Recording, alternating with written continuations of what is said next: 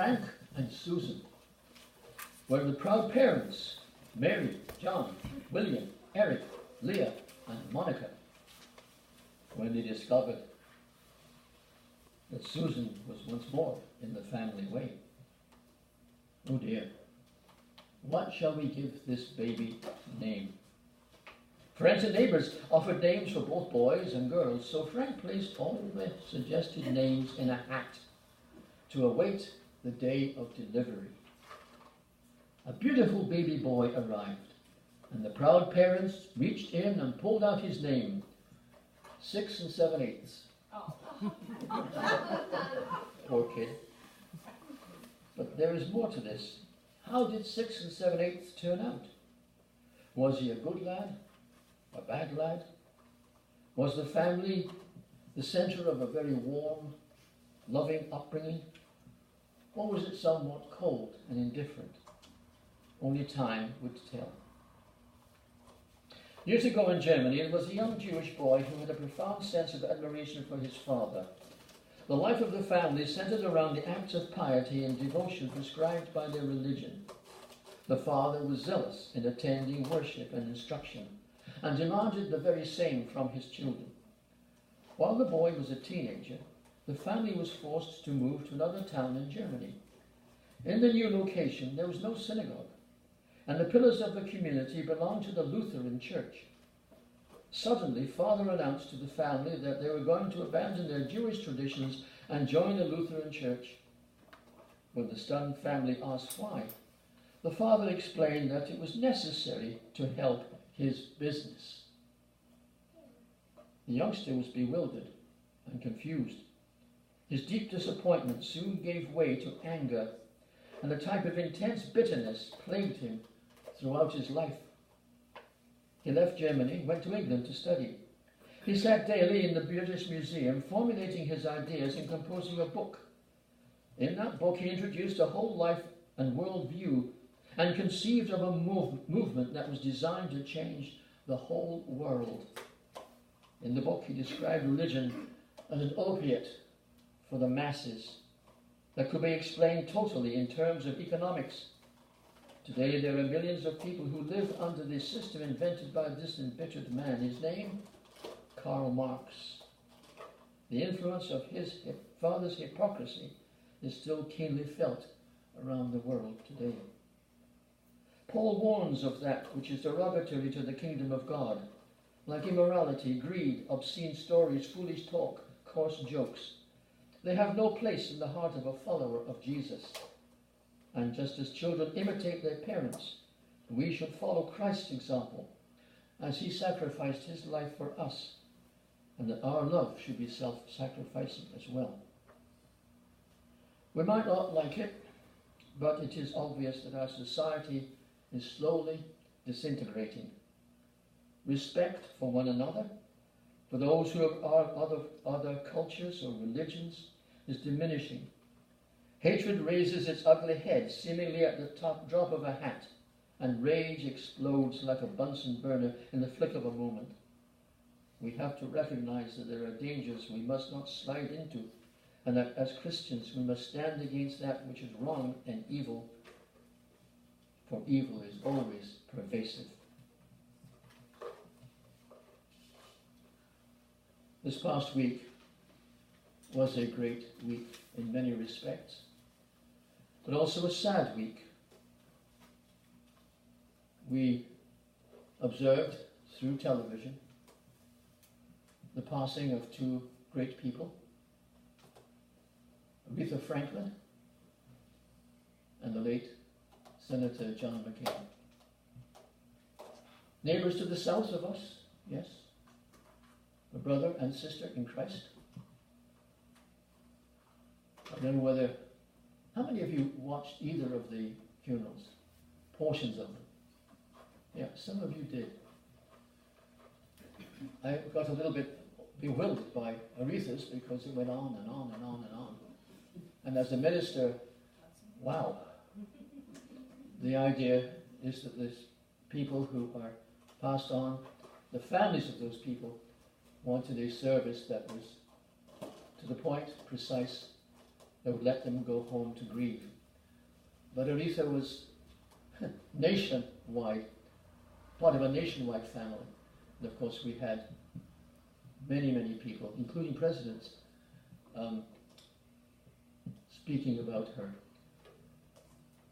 Not only as a singer, but as one who cared for others and who was concerned about the welfare of other people.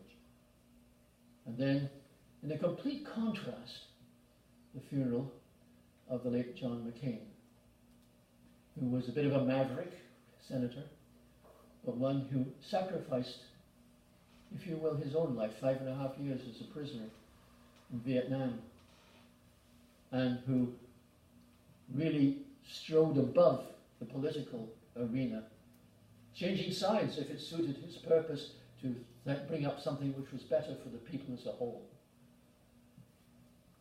And of course, I mentioned at the beginning of this that we are sad to realize the disintegration of our society.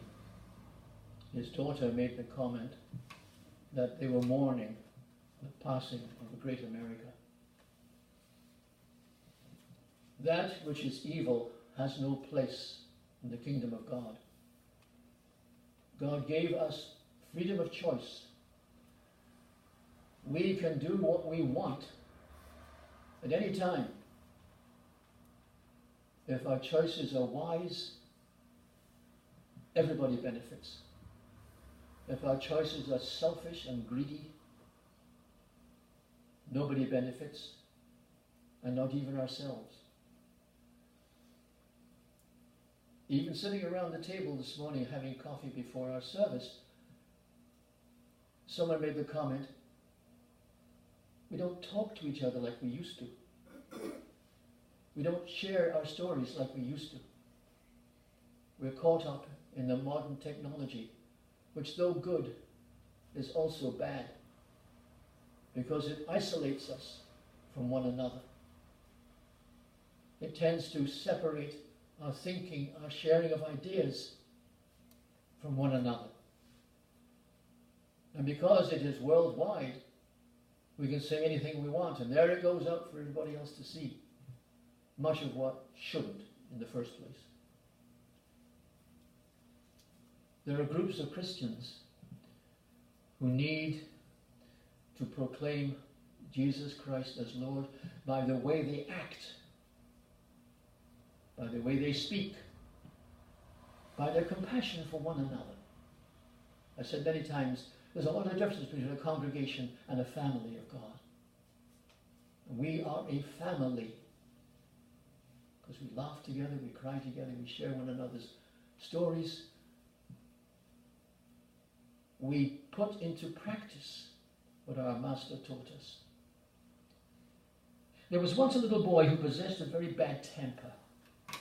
His parents seemed to be unable to stop his tantrums. But one day his father had an idea. He gave him a hammer and a bag of nails and told him that every time he lost his temper, he must hammer a nail to the back fence.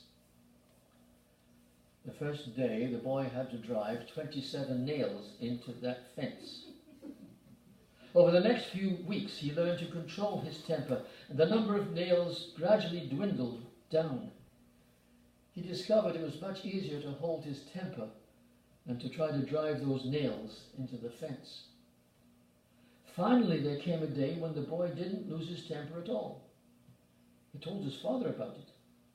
And his father suggested that the boy now pull out one nail for each day he was able to hold his temper.